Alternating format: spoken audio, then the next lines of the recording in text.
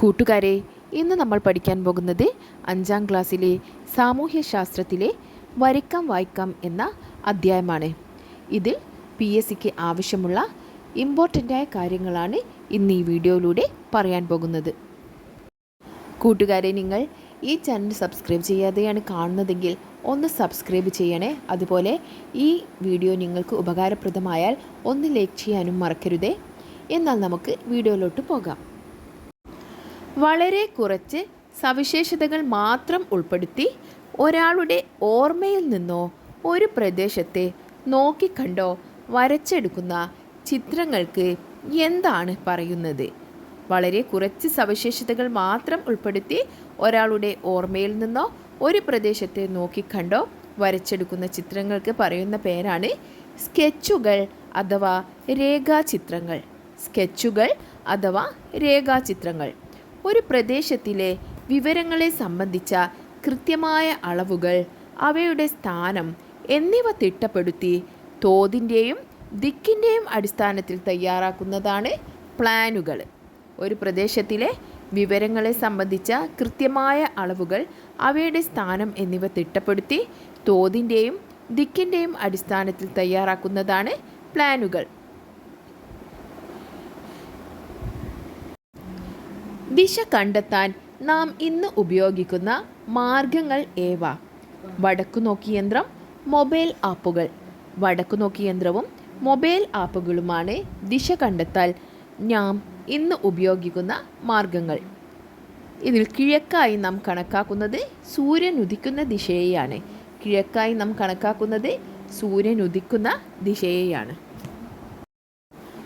ഭൂമിയെ 2 അർദ്ധഗോളങ്ങളാക്കുന്ന രേഖയാണ് ഭൂമധ്യരേഖ. ഭൂമിയെ 2 അർദ്ധഗോളങ്ങളാക്കുന്ന രേഖയാണ് ഭൂമധ്യരേഖ.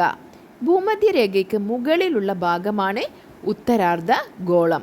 ഭൂമധ്യരേഖയ്ക്ക് താഴെയുള്ള ഭാഗമാണ് ദക്ഷിണാർദ്ധ ഗോളം.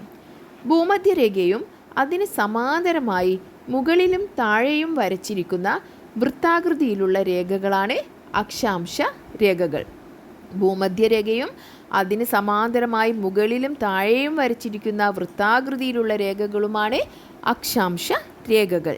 അക്ഷാംശ രേഖകൾക്ക് ലംബമായി അർദ്ധവൃത്താകൃതിയിലുള്ള രേഖകളാണ് രേഖാംശ രേഖകൾ.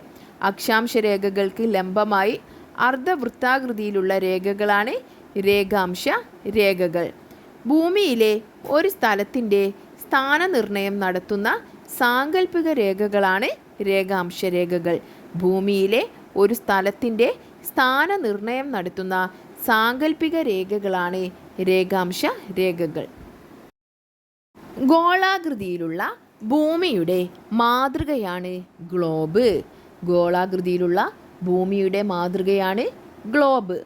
ഗോളാകൃതിയുള്ള ഭൂമിയുടെ ഉപരിതല സവിശേഷതകൾ ഒരു പരന്ന പ്രതലത്തിൽ വരച്ചു ചേർത്തതാണ് ഭൂപടം. ഗോളാകൃതിയിലുള്ള ഭൂമിയുടെ ഉപരിതല സവിശേഷതകൾ ഒരു പരന്ന പ്രതലത്തിൽ വരച്ചു ചേർത്തതാണ് ഭൂപടം. ഒരു ഭൂപടത്തിൽ ഉണ്ടായിരിക്കേണ്ട അവശ്യ ഘടകങ്ങളാണ് തലക്കെട്ട്, ദിശ, സൂചിക. തലക്കെട്ട്, ദിശ, സൂചിക.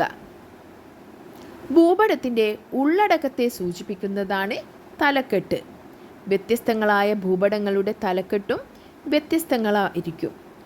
ഭൂതല സവിശേഷതകൾ തിരിച്ചറിയുന്നതിനായാണ് ഭൂപടത്തിൽ സൂചിക നൽകുന്നത്.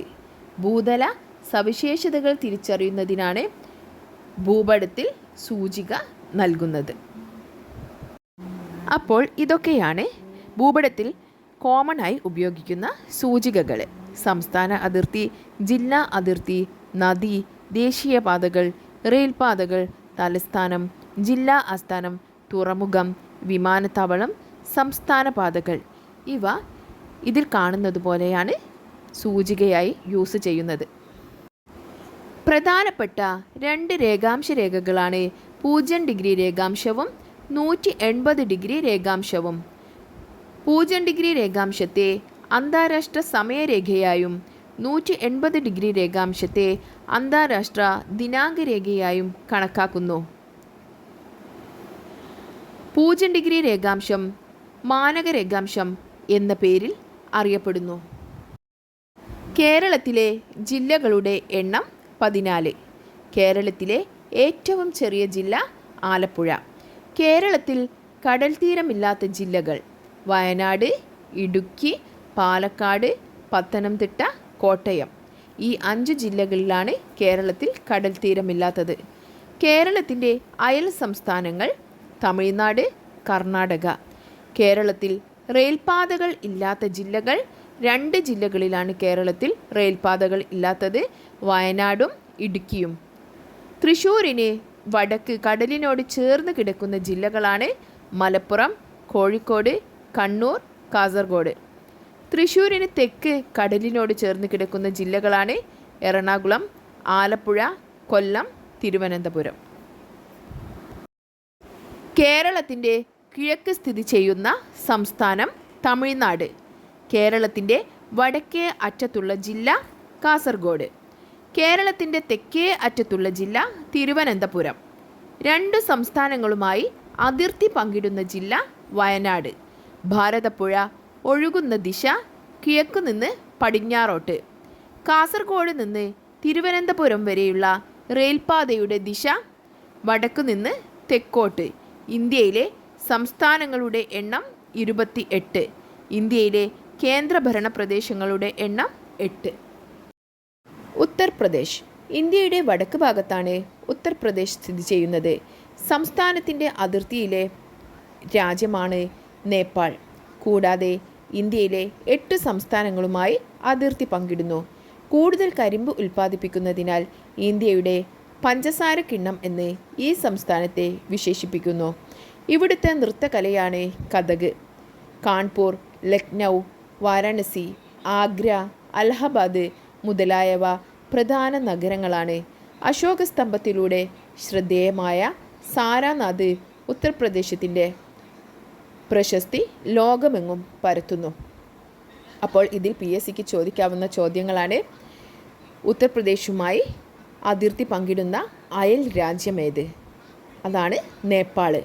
അതുപോലെ തന്നെ ഉത്തർപ്രദേശ് എത്ര സംസ്ഥാനങ്ങളുമായി അതിർത്തി പങ്കിടുന്നു?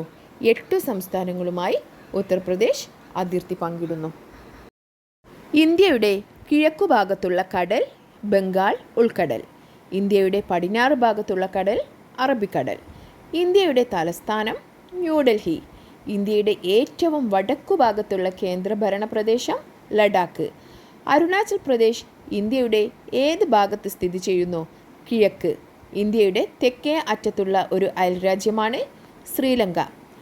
ഇന്ത്യയുടെ തെക്കേ അറ്റത്തുള്ള കേന്ദ്രഭരണ പ്രദേശം ആൻഡമാൻ നിക്കോബാർ ദ്വീപുകൾ. ഭൂപടങ്ങൾ തയ്യാറാക്കുന്ന ശാസ്ത്രശാഖ കാർട്ടോഗ്രാഫി അഥവാ ഭൂപടശാസ്ത്രം. ഭൂപടങ്ങൾ തയ്യാറാക്കുന്ന ആളിന് പറയുന്ന പേരാണ് കാർട്ടോഗ്രാഫർ. നമ്മുടെ രാജ്യത്ത് ഭൂപടങ്ങൾ നിർമ്മിക്കുന്നതിനും പരിശോധിക്കുന്നതിനും പ്രസിദ്ധീകരിക്കുന്നതിനും ചുമതലപ്പെട്ട കേന്ദ്ര സർക്കാർ ഏജൻസിയാണ് survey of India. Survey of ഇന്ത്യയുടെ ആസ്ഥാനം ഡെറാഡൂൺ. ഉത്തരാഖണ്ഡിലാണ് ഡെറാഡൂൺ. ഗ്ലോബലും ഭൂപടങ്ങളിലും ജലാശയങ്ങൾ സൂചിപ്പിക്കാൻ ഉപയോഗിക്കുന്ന നിറമാണ് നീല. ഇനി നമുക്ക് ഭൂപടങ്ങൾ കൊണ്ടുള്ള പ്രയോജനങ്ങൾ എന്തൊക്കെയെന്ന് നോക്കാം. ഭൂമിശാസ്ത്ര പഠനത്തിന് പ്രതിരോധം, വിനോദസഞ്ചാരം, ഭരണനിർവഹണം, ഗതാഗതം തുടങ്ങിയ മേഖലകളിൽ ദുരിതാശ്വാസ പ്രവർത്തനങ്ങൾക്ക്, അതായത് പ്രളയം, ഉരുൾപൊട്ടൽ, അപകടങ്ങൾ തുടങ്ങിയവയുണ്ടാകുമ്പോൾ ദുരിതാശ്വാസ പ്രവർത്തനങ്ങൾക്കും ഭൂപടങ്ങൾ ഉപയോഗിക്കാറുണ്ട്.